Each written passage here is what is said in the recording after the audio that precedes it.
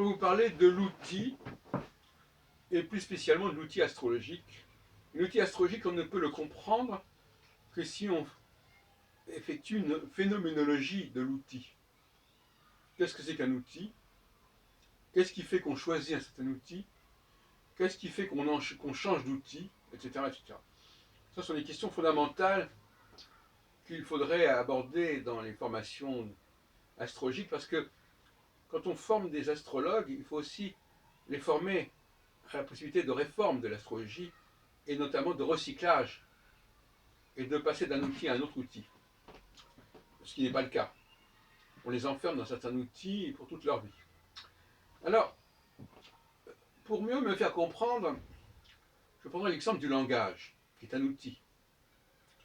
Nous apprenons une certaine langue à un certain moment dans notre enfance, et au fond, nous l'apprenons comme elle est. Nous apprenons à nous en servir, mais nous ne sommes guère disposés à en changer. Apprendre une langue étrangère, c'est d'apprendre à se servir d'un nouvel outil. Et ça exige un savoir-faire particulier. Même une langue qui, quelque part, structurellement, est mal conçue et d'un fonctionnement problématique, au fond, elle fait affaire. Les gens ne se plaignent pas spécialement de la langue qu'ils utilisent. Ils peuvent se plaindre de la langue qu'ils veulent apprendre, mais celle qu'ils connaissent, leur langue maternelle notamment, eh bien, ils l'apprennent comme elle est. Donc, c'est un outil qu'on apprend à utiliser sans envisager d'en changer. Et c'est là que le bas blesse, évidemment. En astrologie, les gens naissent, enfin si on peut dire, c'est pas une langue maternelle, quoique, mais ils apprennent à utiliser un certain outil qu'on leur enseigne, qui est le thème astral, le thème natal, le thème général. Cet outil, il vaut ce qu'il vaut, mais ils savent s'en servir, ils savent l'utiliser. Et au fond, ils n'ont pas du tout le désir d'en changer. Certains diront, ah ben oui, pourquoi est-ce que moi, si l'outil me satisfait, pourquoi j'en changerais? Oui, malheureusement, au fond, c'est pas comme ça que les choses se présentent. Un outil peut, même s'il n'est pas très performant, j'en ai parlé dans une précédente vidéo, peut tout à fait faire l'affaire. Pourquoi? Parce que cet outil, et c'est encore plus vrai en astrologie que dans le domaine, je sais pas, des voitures ou de la technique, cet outil, il s'intègre dans un ensemble, il s'applique à un certain terrain.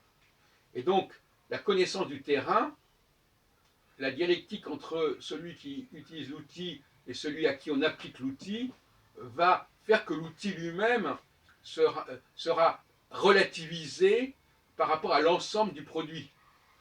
Le produit que fournit l'astrologue est bien au-delà de l'outil dont il se sert. Et par conséquent, le produit que fournit l'astrologue ne va pas valider ipso facto l'outil. Simplement, cet outil fait l'affaire.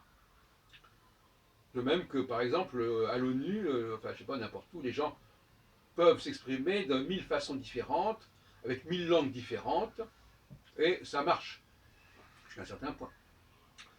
Donc, l'idée que quelque chose, qu'on garde un outil parce qu'il marche, ne veut pas dire grand-chose. Parce que pour qu'un outil ne marche pas, il faudrait vraiment y mettre du sien. En fait, le paradoxe, c'est que c'est plus facile de faire marcher un outil que de ne pas le faire marcher. Alors en astrologie, on a des attitudes assez étranges. On est extrêmement complaisant et indulgent et de bonne disposition à l'égard d'un outil que l'on connaît, et on est très critique, très exigeant, très pointilleux à l'égard d'un outil qu'on ne connaît pas, parce qu'au fond, on n'est pas très motivé à en changer. Et alors, on laisse entendre que tel outil nouveau pourrait ne pas fonctionner. Je suis désolé de dire que ça ne veut rien dire, puisque de toute façon, tout outil peut fonctionner. Il faut savoir s'en servir, il faut savoir l'appliquer, et il faut être motivé à vouloir l'appliquer. Il faut aussi que ces gens qui demandent à se servir de l'outil, en tant que client, soient motivés à s'en servir, et à ce qu'on se serve de cet outil en ce qui les concerne. Donc nous sommes en fait d'une question de motivation. Le mot motivation vient du mot, c'est le même mot qui veut dire mouvement, mettre en mouvement, motiver. Ça donnait aussi le mot émotion. Donc les gens sont motivés, ils sont motivés à aller voir un astrologue et à ce qu'il utilise un certain outil. L'astrologue est motivé à se servir de cet outil parce que c'est celui dont il sait servir. Et donc tout va très bien dans le meilleur des mondes. Maintenant, la question qui se pose, c'est quel est le moteur de cette motivation, justement. Encore un mot qui vient de motivation, moteur. Quel est le moteur? Qu'est-ce qui fait que quelqu'un va décider d'aller voir un astrologue? Pourquoi? Alors qu'il ne connaît pas l'astrologie, qu'il ne sait pas vraiment comment ça fonctionne, qu'il n'a pas vraiment pu valider et vérifier qu'elle fonctionnait. Et pourquoi l'apprenti astrologue se décide à apprendre l'astrologie? Pourquoi l'astrologie et pas autre chose? Question de motivation, question de croyance. Alors je sais qu'il y a des astrologues qui n'aiment pas le mot croyance, parce qu'ils vont dire avec une certaine mauvaise foi, on n'a pas à croire en l'astrologie, on n'a qu'à constater. Mais c'est une plaisanterie de dire ça. C'est une mauvaise foi. Avant, la plupart des gens veulent un outil avant d'avoir constaté. Alors qu'après, ils essayent d'occulter le facteur croyance en disant « Ah mais non, de toute façon j'ai des résultats ». Les résultats, ils viennent dans un deuxième temps, une fois qu'on s'est servi de l'outil. Par exemple, quelqu'un qui veut apprendre l'allemand, par définition, il ne connaît pas l'allemand. Qu'est-ce qu'il connaît de l'allemand pour avoir envie de l'apprendre? Et quand il l'aura appris, effectivement, il aura des éléments qu'il n'avait pas au moment où il a voulu apprendre cette langue. Donc il ne faut pas se moquer du monde. Là, il y a je crois que le mot croyance est intéressant. Il y a un ouvrage d'Edgar Morin qui s'appelle Le Retour des astrologues qui a été réédité aux éditions L'Âge d'Homme sous le nom de la croyance astrologique moderne. Oui, nous sommes en face d'une croyance, mais ce n'est pas un reproche de dire qu'il y a une croyance. Le mot croyance, c'est aussi le mot confiance. En hébreu, Emouna, Amen, quand on dit Amen, ça veut dire à la fois que je crois et que j'ai confiance, que je me fie à cet outil. Mais pourquoi est-ce qu'on se fie à un outil qu'on ne connaît pas ou qu'on ne connaît que de façon complètement, je dirais, caricaturale, de façon complètement abstraite en quelque sorte. Voilà, bon. Voilà. Donc finalement, qu'est-ce que les gens savent de l'outil astrologique avant de l'avoir utilisé? Avant d'avoir envie qu'on se serve de cet outil. C'est l'envie qui va précéder le constat, bien évidemment. La motivation, c'est l'envie. Alors, faisons un peu le point là-dessus. Quels sont les facteurs qui peuvent donner envie à quelqu'un de recourir à l'astrologie? Et quels sont les problèmes de la personne qui a pensé que c'était pour elle la meilleure solution? C'est ce que j'appelle la cosmothérapie, dans un bouquin que j'ai publié en 1993. C'était la nouvelle édition des Clés pour l'astrologie chez Segers. L'astrologue doit savoir pourquoi on vient à l'astrologie, pourquoi il est venu à l'astrologie. Il ne va pas te dire, voilà, il y a une technique, un savoir, on va l'appliquer. Non, pourquoi j'ai envie que ce savoir fonctionne? Pourquoi je veux croire que je veux croire que c'est ton, ou je veux faire que je veux faire que ce savoir fonctionne. Hein, finalement, faire en sorte que ça fonctionne. Je vais faire mon possible pour que ça fonctionne. C'est comme ça que ça se passe en réalité. Alors, bon, quelles sont les représentations, quelles sont les images que les gens peuvent avoir de l'astrologie, que les profanes peuvent avoir de l'astrologie? C'est ça la question qui se pose. Oui, ça ne va pas très loin. Ça ne demande pas donc il y a une préconnaissance d'un savoir qui va déterminer l'engagement vers ce savoir. Et cette préconnaissance, elle est fondée sur quoi? Ah, c'est les astres. Les astres vont nous dire. Alors voilà, donc ça c'est l'image. Donc c'est pas tellement l'astrologie avec sa technique, etc. Ça c'est très vague. Mais c'est les astres, c'est le ciel. Ah, mais donc finalement ce ne seront pas les hommes. C'est pas notre entourage, c'est pas notre environnement. Ça passe par-dessus sa tête. C'est important. Les conflits avec l'environnement, le sentiment que notre environnement ne nous comprend pas, nous conduisent éventuellement à aller voir du côté de l'astrologie. Évident.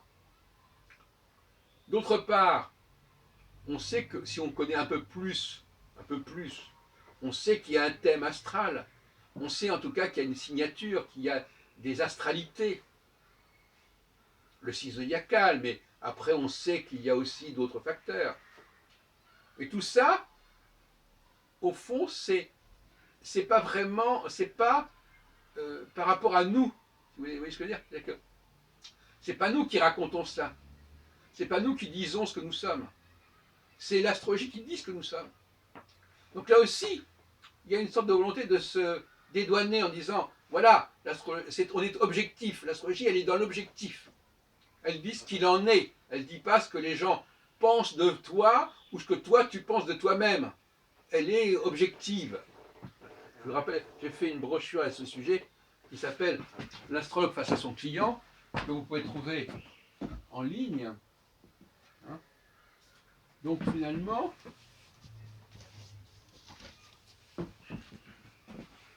voilà. Il était traduit en anglais aussi. Pourquoi vient-on à l'astrologie? Donc,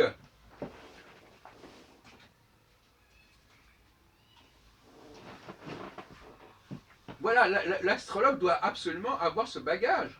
Il doit savoir pourquoi on vient le voir. Et c'est utile parce que, enfin je suis un peu cynique en disant ça, mais on ne peut pas être enseignant sans être un peu cynique, parce qu'il faut quand même connaître les ficelles des choses, les ficelles des métiers, comme j'ai écrit, comme c'est le sous-titre de mon petit bouquin, paru il y a 22 ans. Hein, il faut savoir pourquoi les gens veulent ceci, veulent cela, et pourquoi ça les intéresse, et pourquoi ils veulent y croire, et pourquoi ils sont disposés à entendre. Mais en réalité, au fond, quel est le rôle de l'astrologue? C'est celui d'un psychologue. C'est-à-dire, c'est quelqu'un, c'est le problème du message. L'astrologie permet de communiquer avec la personne.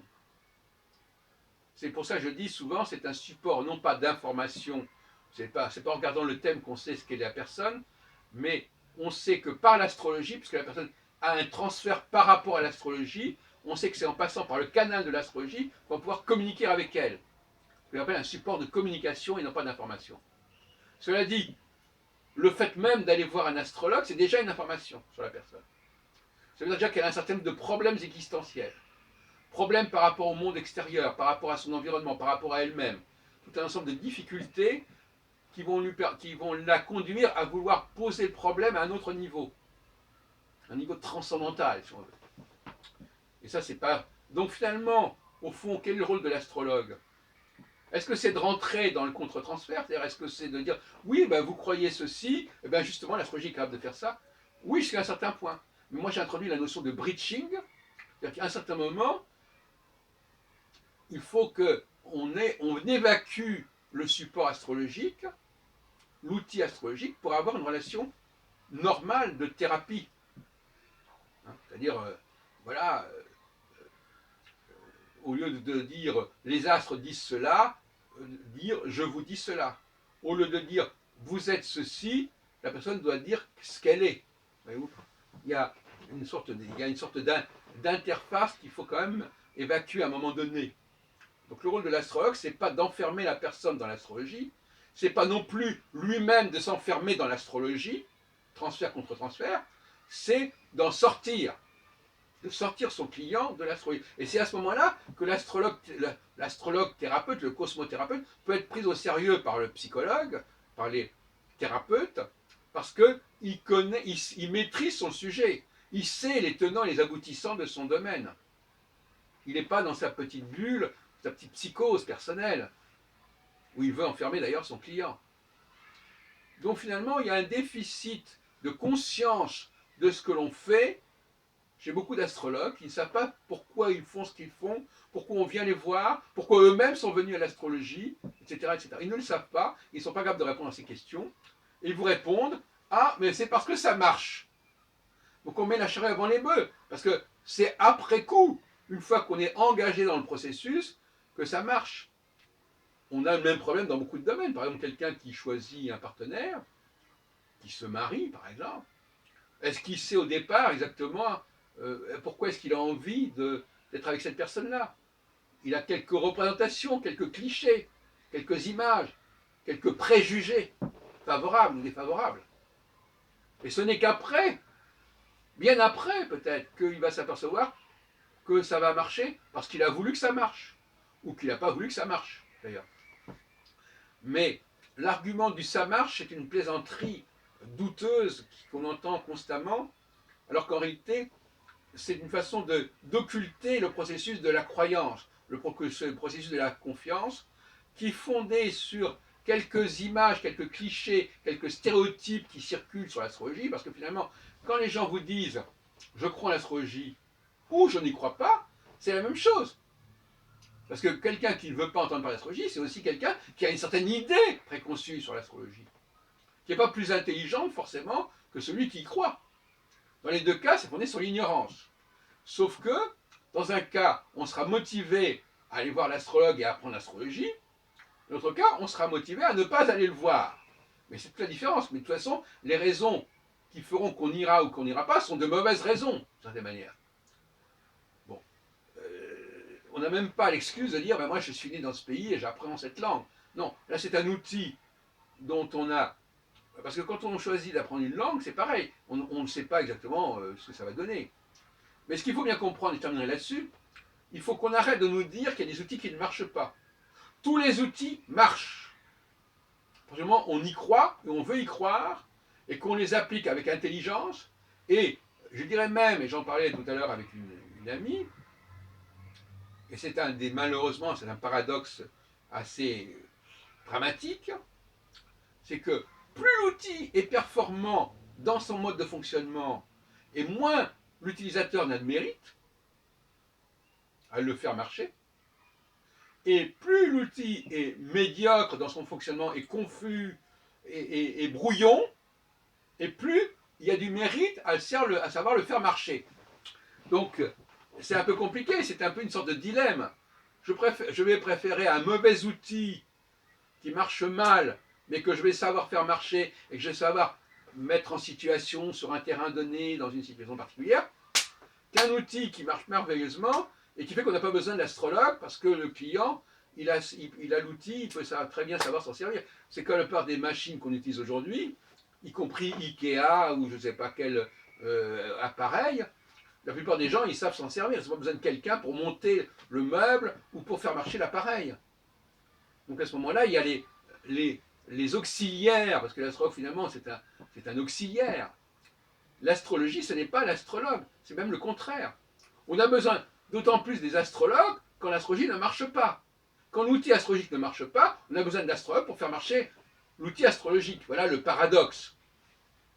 Ce qui fait que quand on présente un outil qui est très performant, qui est très facile d'utilisation, les astrologues, il y a une levée de bouclier en disant ben oui, mais avec votre outil qui est très performant, vous allez nous mettre au chômage. Donc ça ne va pas aller. Moi, je veux un outil qui marche mal, mais que moi, je sois seul à faire marcher correctement. C'est pour ça que dans l'enseignement astrologique, il y a souvent une sorte de charlatanisme, parce que l'enseignant en astrologie, qui est à la fois praticien, généralement, il va proposer un outil qui ne marche pas, mais lui sait le faire marcher, qui marche mal, disons, qui marche de manière très aléatoire et très confuse, mais lui sait le faire marcher. Et donc il va dire à ses élèves, voilà l'outil, voilà, regardez cet outil, il est remarquable, et il va le faire marcher lui. Mais ça veut pas dire que ses élèves sauront le faire marcher eux. Parce que justement, il y a une sorte de tour de passe-passe. C'est-à-dire qu'en réalité, il va le faire marcher parce qu'il aura l'intuition de savoir utiliser tel et tel les facteurs du thème astral, de le mettre en avant et pas un autre, etc. Enfin bref, il saura se débrouiller, se démerder avec cet outil un peu bidon, et il va leur dire, voyez, regardez, ça marche très bien, je vais vous enseigner comment, et en fait, il leur enseigne le manuel, le traité, voilà, vous apprenez ceci, ceci, ceci, et vous pourrez faire exactement ce que je fais. C'est pas du tout vrai, parce que justement, c'est tellement confus, le thème astral est tellement confus, qu'il faut un talent particulier pour que l'astrologue arrive à démêler tout ça et à en tirer quelque chose d'utile. Bon.